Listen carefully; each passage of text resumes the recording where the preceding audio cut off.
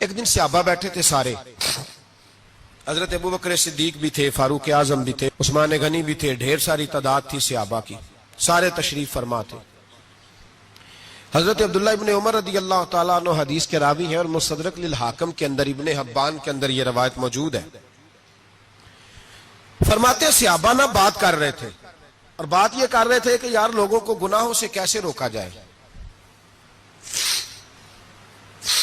لوگوں کو گناہوں سے گفتگو صحابہ یہ کر رہے تھے۔ عبداللہ ابن عمر کہتے ہیں بیٹھے تھے اور یہ گفتگو کر رہے تھے کہ گناہوں سے پلاننگ یہ ہوتی تھی، ان کی جو محفلیں ہوتی تھی نا بیٹھ کے، وہ خوش گپیاں نہیں ہوتی تھی، بلکہ وہ تبلیغ کی، جد و جہد کی، لوگوں کو برائی سے منع کرنے کے لیے بیٹھتے تھے، اس پر منصوبہ بندی کرتے تھے، پلان کرتے تھے، آگے ترتیب دیتے تھے۔ گفتگو ہو رہی تھی تو اب آپس میں بات ہونے لگی کہ کون سا گناہ زیادہ برا ہے جس پر سب سے پہلے کام کیا جائے۔ تو دور ایک صحابی بیٹھے تھے، ان کا نام تھا عبداللہ ابن عمر، ایک عبداللہ بن عمر ہے اور ایک عبداللہ ابن عمر ہے۔ حضرت عبداللہ ابن عمر دور بیٹھے تھے، بڑے سمجھدار سیانے باریک بین آدمی تھے۔ تو حضرت عمر فاروق اپنے بیٹے سے کہنے لگے جا عبداللہ ابن عمر سے پوچھ کے آ کہ سب سے سخت گناہ کون سا ہے۔ توجہ ہے میرے بھائیوں، ادھر دیکھیے گا میری جانب، پوچھ کے آ کہ سخت گناہ کون سا ہے۔ عبداللہ بن عمر رضی اللہ تعالیٰ عنہ کی خدمت میں جب عبداللہ ابن عمر گئے تو جا کے کہنے لگے کہ صحابہ پوچھتے ہیں کہ آپ نے زیادہ وقت گزارا ہے نبی رحمت صلی اللہ علیہ وسلم کے پاس، تو بتلائیے برا گناہ کون سا ہے، سب سے سخت گناہ، تاکہ سب سے پہلے اس پر پابندی لگائی جائے، اس پر محنت کی جائے۔ تو حضرت عبداللہ ابن عمر کہنے لگے صحابہ کو جا کے بتا دو کہ سب سے برا گناہ شراب پینا ہے، سب سے برا گناہ، اور یہ ام الخبائث ہے، برائیوں کی جڑ ہے، گناہوں کی ماں ہے، یہ بنیاد ہے، باقی گناہ اسی سے شروع ہوتے ہیں۔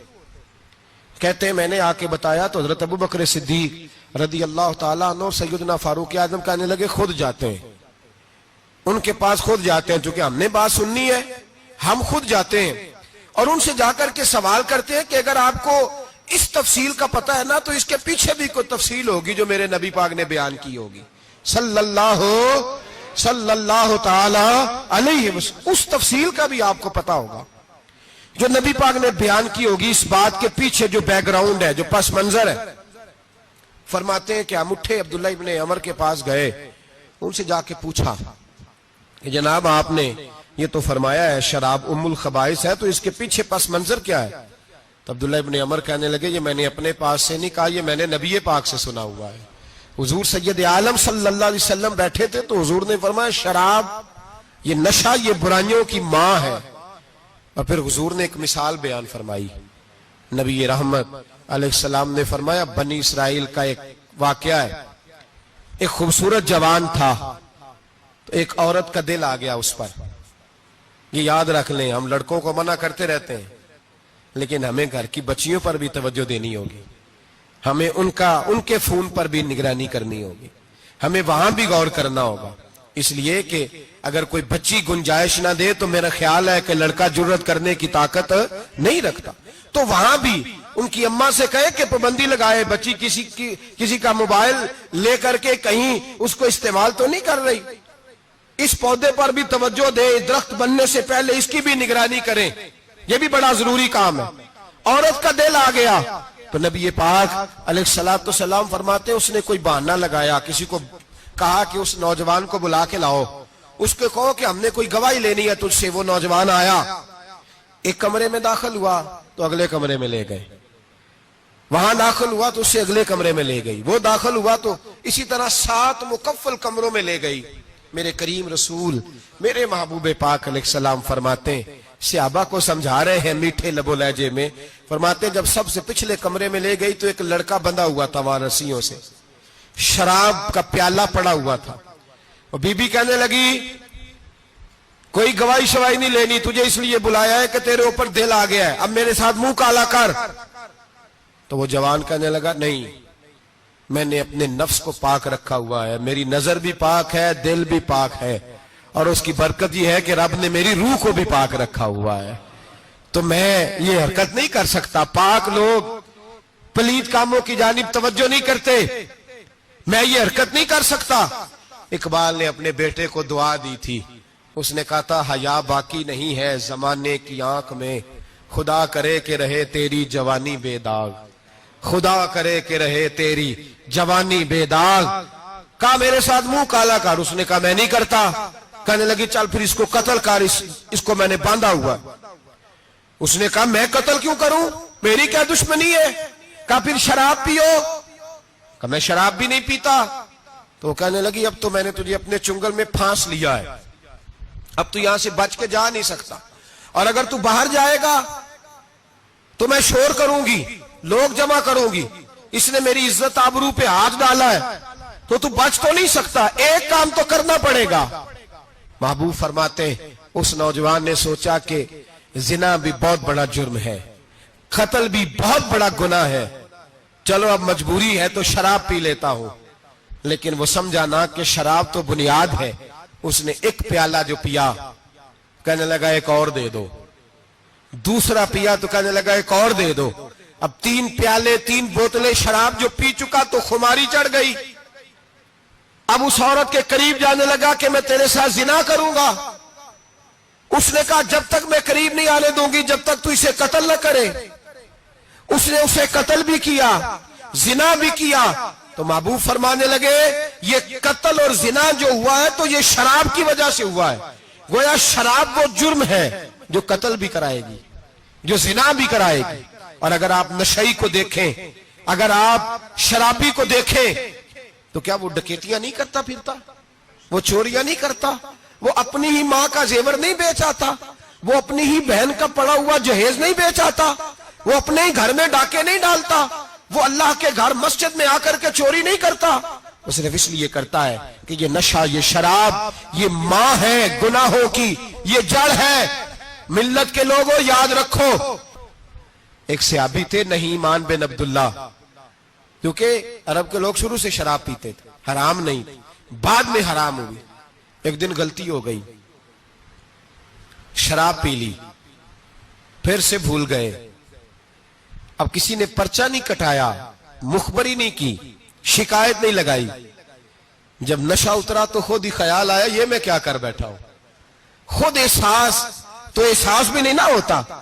دوڑے آئے نبی پاک کی بارگاہ میں اور آ کے ہاتھ باندھے، یا رسول اللہ صلی اللہ علیہ وسلم مجھے پاک کر دے۔ آقا اور روتے جا رہے۔ حضور نے صحابہ سے کہا دیکھو اس کے منہ سے شراب کی بدبو آتی ہے؟ کہا حضور آ رہی ہے۔ ماں زیادہ پیار کرتی ہے جو رسول پاک؟ باپ زیادہ پیار کرتا ہے کہ نبی پاک؟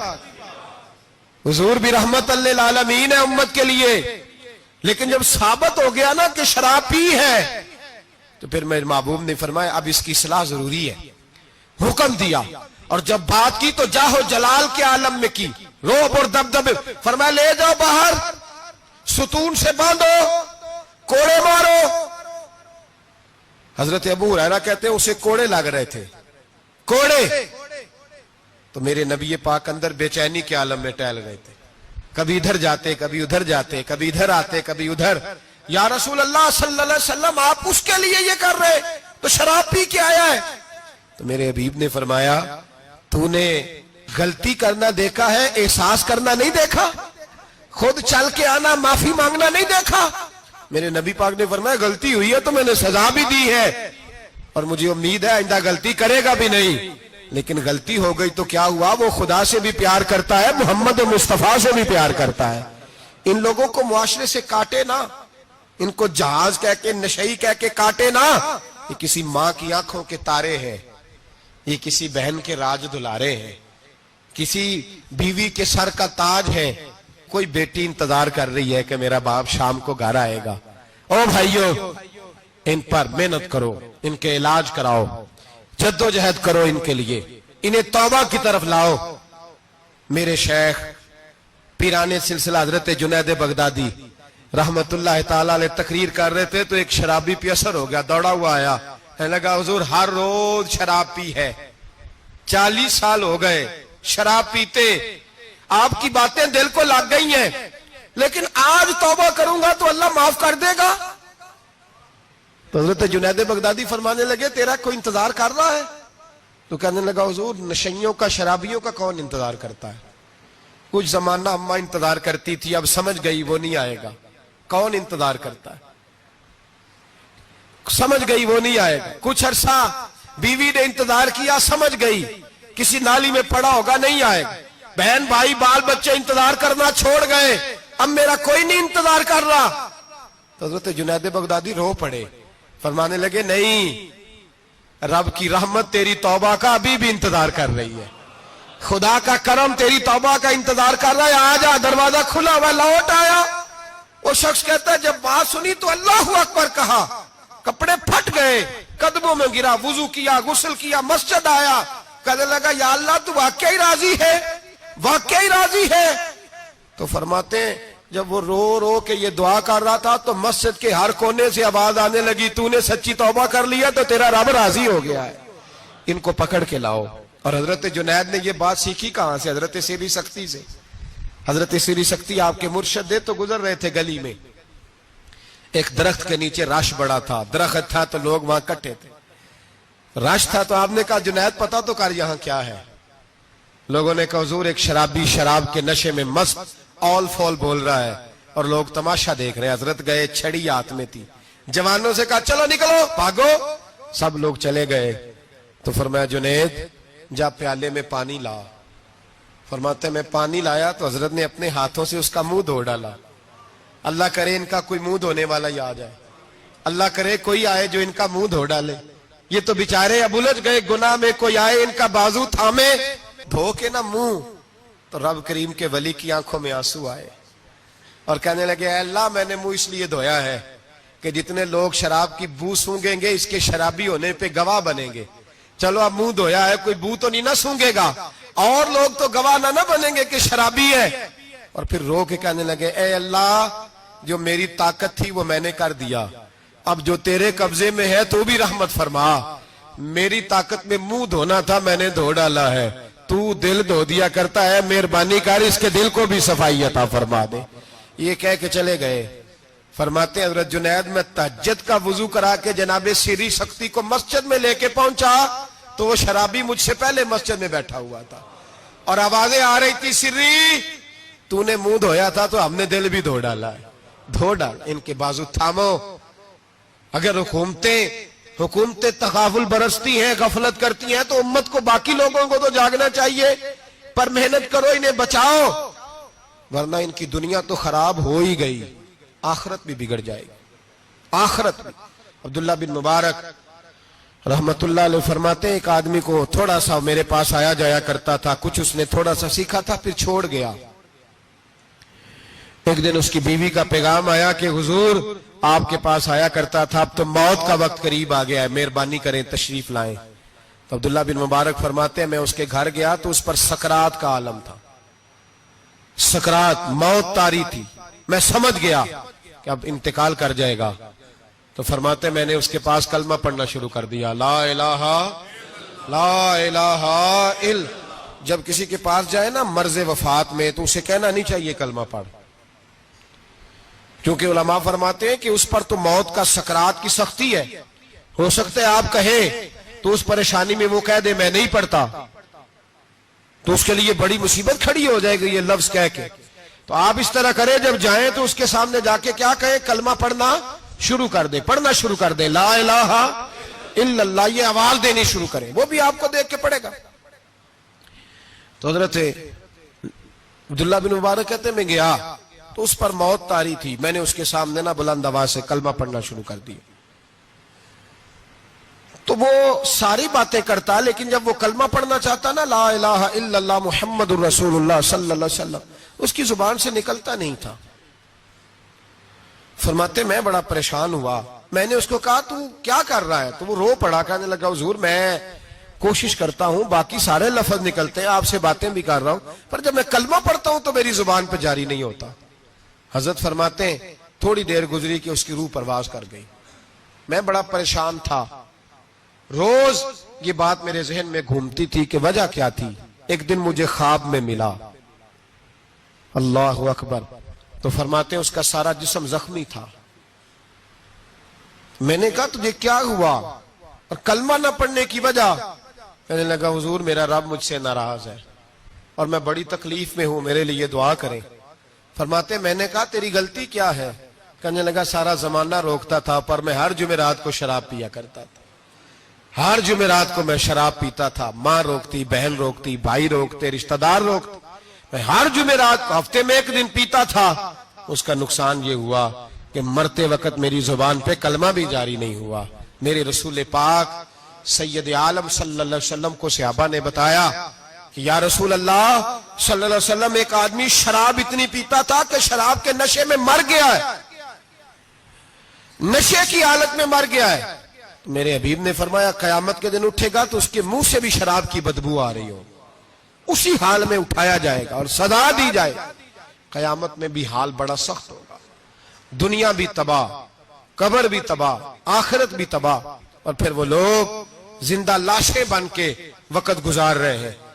اظہار بیزاری کریں، ہمارے ہاں تو فیشن ہے، فیشن ہے، اور شرابیوں کی دوستی، ظالموں کے ساتھ جرانے، ہمارا آنا جانا، پروٹوکول دینا، ہمیں پتہ ہوتا ہے کہ کون کتنا شرابی ہے، ہمیں پتہ ہوتا ہے۔ سوشل میڈیا پہ روز ویڈیو آتی ہیں، روز شور اٹھتا ہے، بڑے بڑے شرابی کبابی اس ملک کی باغ دوڑ سنبھالے ہوئے ہیں، پر ہمارے تو یرانے ہیں نا، اس لیے کہ ہمیں بھی تھانہ کلچر کو پروان چڑھانا ہے، ہمیں بھی ضرورت پڑ سکتی ہے، جھگڑے میں تھانے لے جانا پڑتا ہے تو کیا کریں، یرانے رکھنے پڑتے ہیں۔ حضرت امام شافعی فرمایا کرتے تھے جس نے دوستی رکھی شرابی سے اور راضی ہوا اس کے شراب پینے پر، اللہ قیامت کے دن اسے بھی سزا دے۔ حکم یہ ہے کہ اسے سمجھاؤ، بہلاؤ، قائل کرو، سختی کرو، دوستی توڑو، پھر بھی باز نہ آئے تو رخ موڑ جاؤ، پھر اس کے ساتھ تعلق رکھنے کی اجازت نہیں ہے میرے بھائی۔ اور ہمارے ہاں تو یہ چودھری اور وڈیرا اور سپہ سالار ہونے کی علامت ہے نا، اب یہ علامت ہے نا جناب، مال آ جائے تو پھر کہتے ہیں وہاں، اور میں نے تو شروع میں کہا تھا اب لوگ اس کو فخر کا باعث جانتے ہیں۔ گندگی کھانے والا باعث فخر نہیں ہوتا، جو گند کھائے وہ باعث فخر نہیں، فخر وہ ہوتا ہے جس کا کردار زیادہ اعلیٰ ہوتا ہے۔ یہ کوئی علامت نہیں کہ میں بڑے قبیلے سے ہوں تو اب ہمارے بچوں کو اجازت ہے وہ نشے کرتے پھریں، شرابیں پیتے پھریں، موج کرتے پھریں، یہ کوئی فخر کی علامت نہیں، یہ شرم کی علامت ہے۔ باپ کا سر آج تو فخر سے بلند ہوتا ہے نا، معاذ اللہ استغفر اللہ، کہ وہ دیکھو جی وہ شرابیں بھی پیتا ہے، مونچھیں بھی بڑی رکھی ہوئی ہیں، بدماشی بھی کرتا ہے۔ پتہ تجھے اس وقت چلے گا جب تیرے پاؤں تک آگ آئے گی، اور جب تیرا گھر اجڑے گا، جب تباہیاں ہوں گی، جب یہ بیچ ڈالے گا ہر شے، جب یہ تجھے کسی کام کے قابل نہیں چھوڑے گا، پھر تجھے خبر ہوگی۔ قرآن نے اسے ناجائز کہا، رسول پاک نے اسے ناجائز کہا، اور مولا علی کی ایک بات تو حرف آخر ہے۔ کسی نے کہا حضور آپ شراب اور نشے کے بارے میں کیا فرماتے؟ تو حضرت علی کہنے لگے بہتے دریا میں ایک قطرہ گرے شراب کا اور پھر وہ دریا خشک ہو جائے اور اس کی سطح پہ گھاس ہو گئے، اور میرا گھوڑا اگر وہ گھاس کھا لے تو میں اس گھوڑے کی سواری بھی پسند نہیں کرتا۔ ایک قطرہ شراب گر پڑے۔ جناب ابو بکر صدیق رضی اللہ تعالیٰ عنہ سے کسی نے پوچھا جاہلیت کے زمانے میں تو سارے شراب پیتے تھے، آپ نے کبھی پی تھی؟ تو آپ فرمانے لگے میں وہ کام نہیں کرتا جو کرنے کے بعد بیوی اور بہن کی پہچان ختم ہو جاتی، میں وہ کام ہی نہیں کرتا۔ اتنا غلیظ کام کیسے کروں کہ جو پینے کے بعد یہی خبر نہ ہو کہ بیوی کون سی اور بہن کون سی ہے۔ میں یہ کام نہیں کرتا جو انسان کو رشتوں کی پہچان ہی بھلا دے، میں وہ کام کرتا ہوں جس میں انسان کا شعور بیدار رہتا ہے، عقل بیدار رہتی ہے۔ اپنی زندگی کو سنوارے، اور اگر کسی جگہ یہ غلطی ہے تو کھری اور سچی توبہ کرے، اور اگر دائیں بائیں کوئی ایسا شخص ہے تو اس کا بازو تھامے، محنت کریں، ٹائم دیں، اسے اس دلدل اور گندگی سے باہر نکالیں، یہ بہت بڑی نیکی ہوگی۔ اور ان بہروپیوں کو پہچانے جنہوں نے تھوڑے سے پیسوں کے لیے ملت کے جوانوں کی رگوں میں نہیں زہر انڈیل دیا ہے اور تباہی پھیلا دی ہے۔ دعا کرتا ہوں رب کریم کی بارگاہ میں اللہ ہمیں سمجھنے کی توفیق عطا فرمائے۔ آخر دعوانا ان الحمد